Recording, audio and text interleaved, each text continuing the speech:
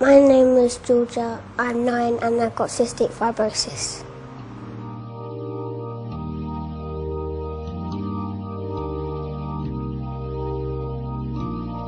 When you try your best but you don't succeed,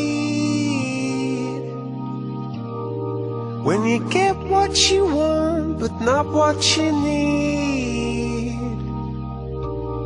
when you feel so tired but you can't sleep,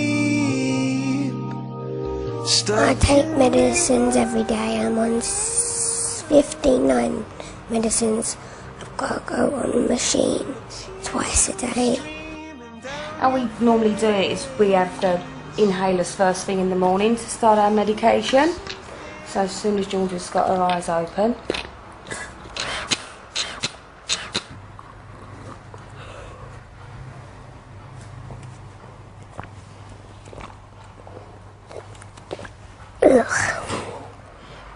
we have physio twice a day, and this removes all the secretions from George's chest.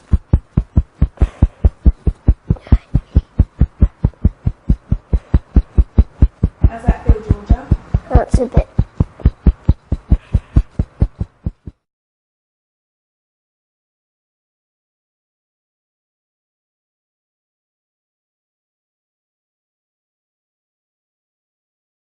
Well, I have cystic fibrosis, which is a genetic disease I was born with. Throughout my childhood I was fairly well, and it's only recently been in sort of my late sort of teens, into my 20s, that my chest deteriorated with chest infections. So I'm actually waiting for a transplant at the moment, a double lung transplant. I can't do all the things I used to do. I used to do a lot of exercising, used to do gymnastics, swimming, which now I'm just too poorly to participate, which I miss very much.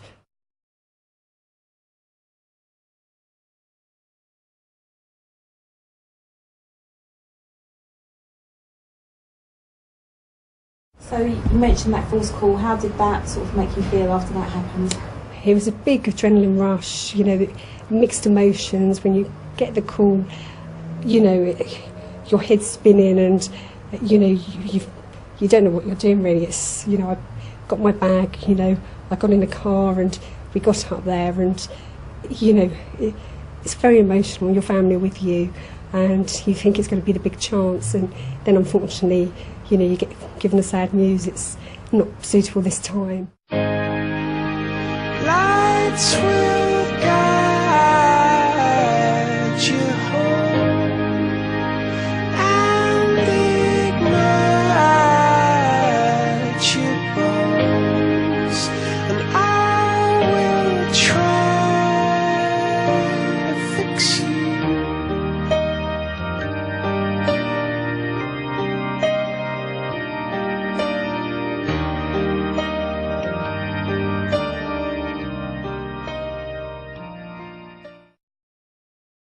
Simone was a very special person, obviously. Most parents would say that, but Simone was a bit special because she loved everything and everyone, and not just because she had cystic fibrosis, it didn't stop her giving to other charities and looking after people that had the same illness as her and worrying about them. And she was very brave in the fact that she knew she wasn't going to have a full life. Just before Christmas, she wasn't well.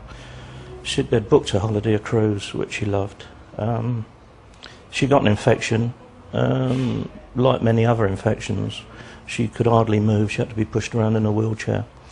And I brought her up with my wife, and we thought she'll go through the IVs and that would be it. But unfortunately we were absolutely hit with a brick by Professor Geddes, saying that it's possibly, they won't be able to cure the infection.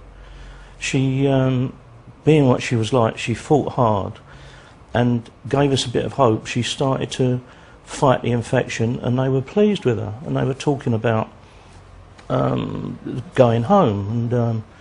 And Dr. Guy, who was an absolute superb doctor as well, was telling her about a machine that they were going to give her, which was a friend, going to be our friend. And we all that lifted us, and we was all in this room here.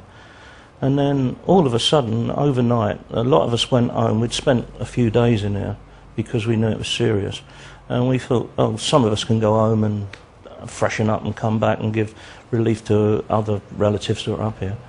And then I got a call from my son-in-law saying, can you get up here quick? She's not very well. Drove up here, we sat here, and I'll never forget the 2nd of December at 7:15, she died.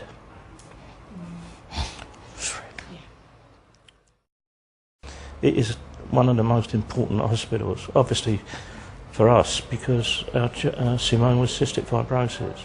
You know, there are lots of wicked diseases around, but because we lived with it, shows you an area of life, gives you that bit of, you know, life, and then it's gone, and that is hard.